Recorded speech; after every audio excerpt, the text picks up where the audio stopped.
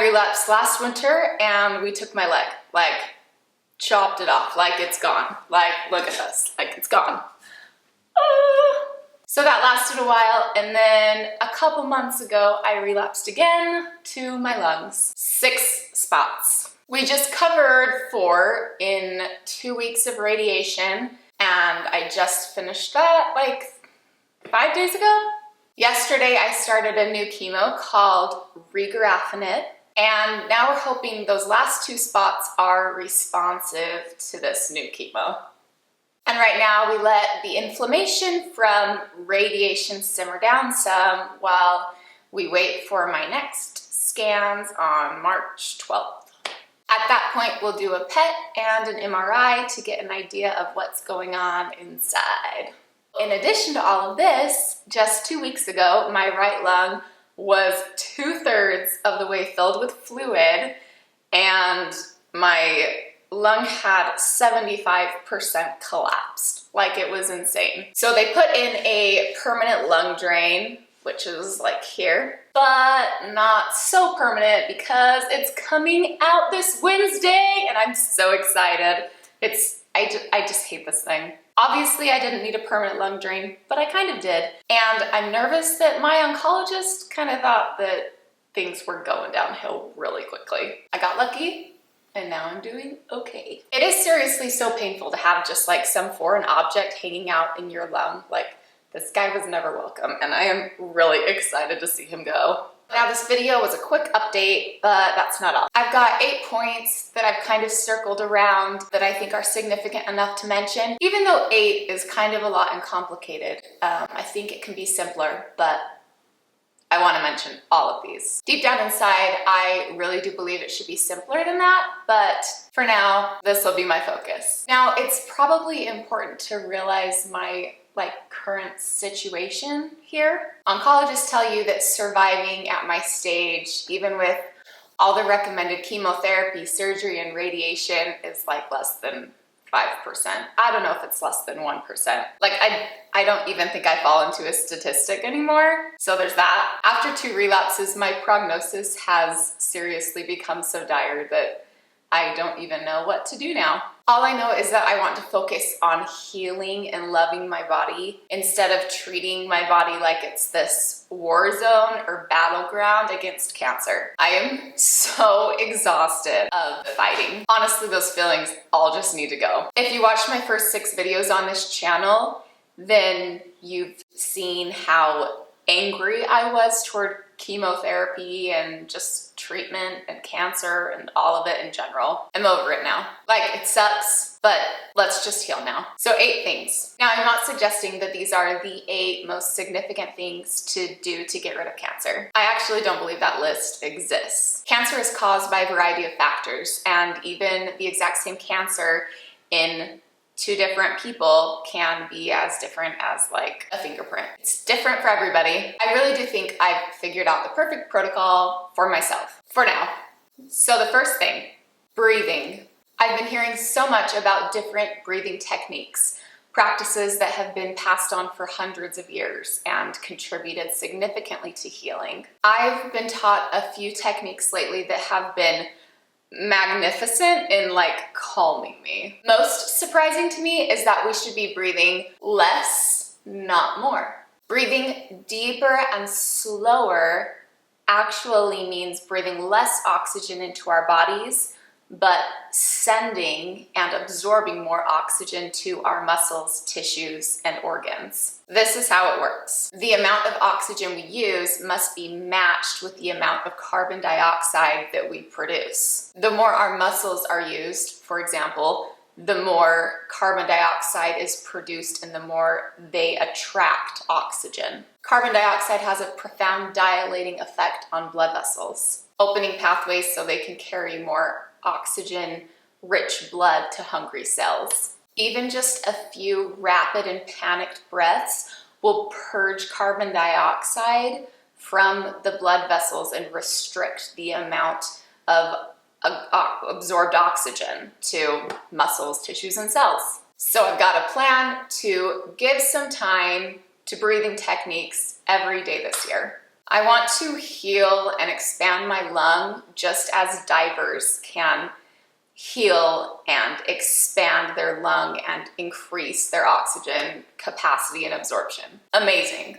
2, meditation and rewiring the subconscious. Every day, I spend time meditating. Sometimes I listen to a meditation on YouTube or Spotify, and sometimes I just sit in the quiet. I also like to listen to healing tones or like sleep meditations as I fall asleep. That's been really fun lately. I really want to be present in my body, aware and content of all the parts of my body, calm, collected, just satisfied, you know? Not angry at the cancer or any other part of my body, but just loving my body. That's what I want. I want focus on that. I know meditation helps us enter a parasympathetic state of healing. A rest and digest state allows for healthy digestion and detoxification and cellular rejuvenation. And meditation enables that. Meditation actually provides a rest that is more effective than sleep. Meditation is so simple, it costs nothing, you can do it anywhere. What's better than that? I actually believe that our subconscious mind controls the environment of our bodies and the function of our cells. It is scientifically proven that the body can heal by thought alone. It's called the placebo effect, and it baffles us, but it's totally real. I don't understand as much about this as I want to yet, but I plan to make it a major focus. 3, fasting. When our bodies sense a temporary lack of nutrients, they'll use that energy to cleanse out old cellular parts. Fasting puts you in a long-term state of rest and digest. Our bodies fast each night for a short period of time, but the longer we can go, and I'm talking anything from like 16 hours to like several days, the more our bodies can focus the energy they would have used in digestion instead on removing those old cellular parts. Right now, I intermittent fast every day. I restrict my window of eating to about 6 hours right now, and I make sure I don't eat for 3 hours before I go to bed. I also plan to long-term fast 4 times a year, where I fast for 5 days. The last time I did this was in December, which means we're almost up for another one. I seriously believe that fasting is so significant for cancer patients because not only does it turn on autophagy and that cellular cleansing process, but it also significantly reduces the inflammation in your body, which is basically the cause of every cancer ever. Intermittent fasting, long-term fasting, fasting is just so good. And like, we are seriously the only animals on the planet that force ourselves to eat when we're sick. All other animals stop eating, which allows their bodies to enter a state of rest and digest and actually heal. I swear nature always has the answer. The farther we get from nature, the closer we get to disease. 4, ketogenic diet. 1 year ago, keto was as far off my radar as possible. I was all plant-based and didn't even do grains, and I was good at it. But after a lot of research, I can see now that keto is a proven therapeutic strategy for targeting cancer's metabolism. Cancerous cells cannot use ketones for energy, but cells with healthy normal gene expression can. So for the past year, I've had this high vegetable diet, which might be great for preventing cancer, but it just is too much glucose. The biggest misunderstanding between oncologists and diet is that glucose cannot be controlled enough to make a difference. So they basically tell you to drop it all and eat lollipops. But I think diet matters.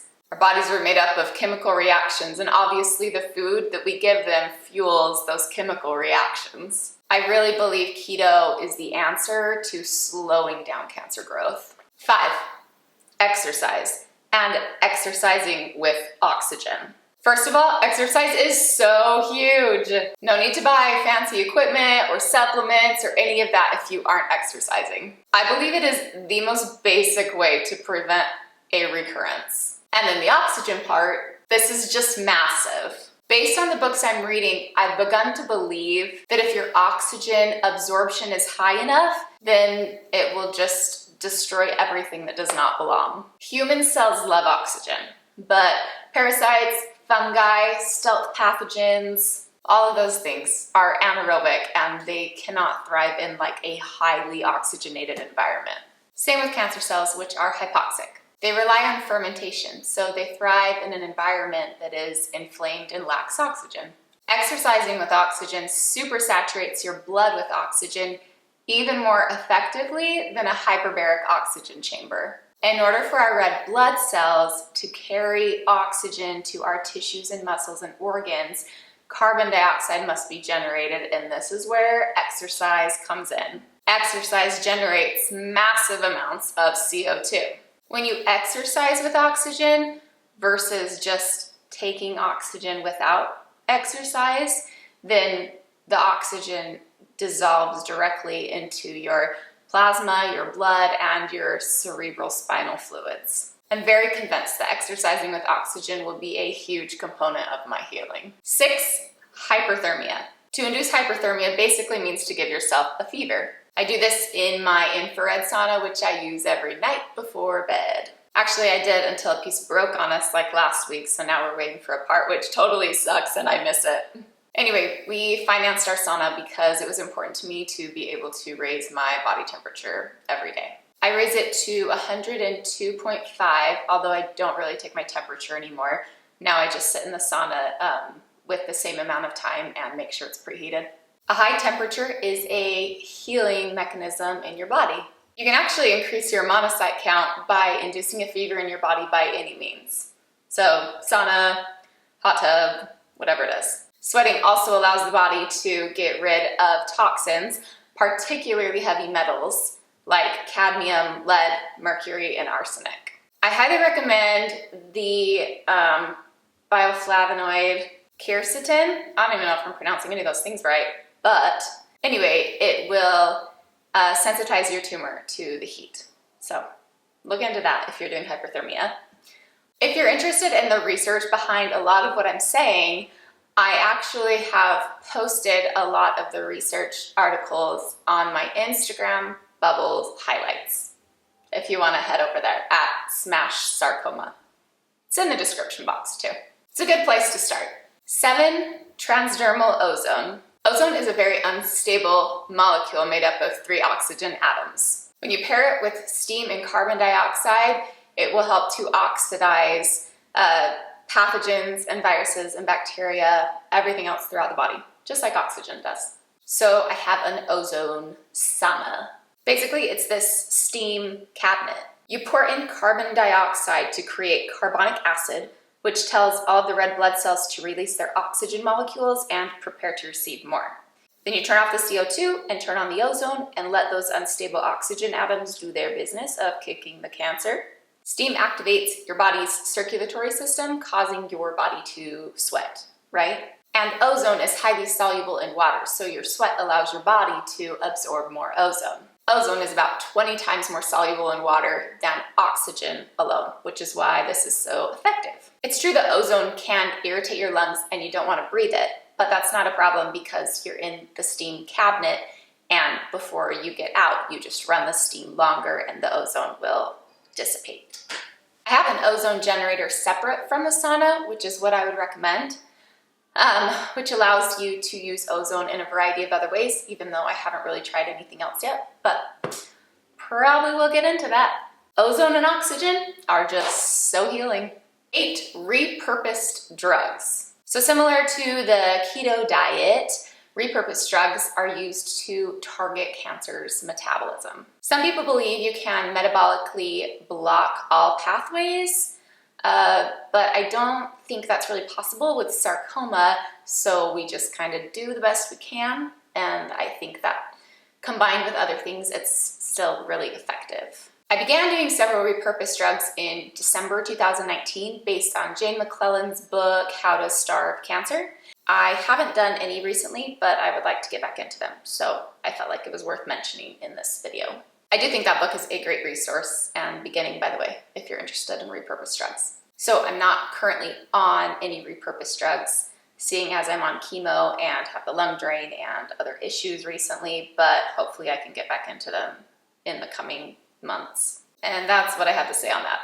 So those are the 8, but I wanted to add one more thing, and that is listening to my body's basic needs. I feel like I'm so busy all the time and I just go, instead of stopping to be calm and listen to what my body really needs and really wants. I really believe that if we will listen to our bodies, they will tell us what we need to do. I'm not quite there yet, but I believe that's there somewhere in the universe. You know? I feel it. And that's all. I really hope you've enjoyed this video. If you did, please give it a thumbs up or a comment, because your interaction on my page is the best kind of thank you and support. In my next video, I'm doing a gift guide for cancer patients and families. If that interests you, then go ahead and subscribe and hit the notification bell so that you get a notification for that and my other future videos. I hope to use this channel to help me fund alternative treatments to just help me heal. So thank you for watching ads. Thank you for just being here. It supports me and I want you to know I appreciate you. If you have cancer or another disease, I would love to hear what you're doing to heal holistically in the comments below. So if you're doing anything integrative, please let me know. I am so interested. Thanks so much for watching, and I'll see you in the next video. Think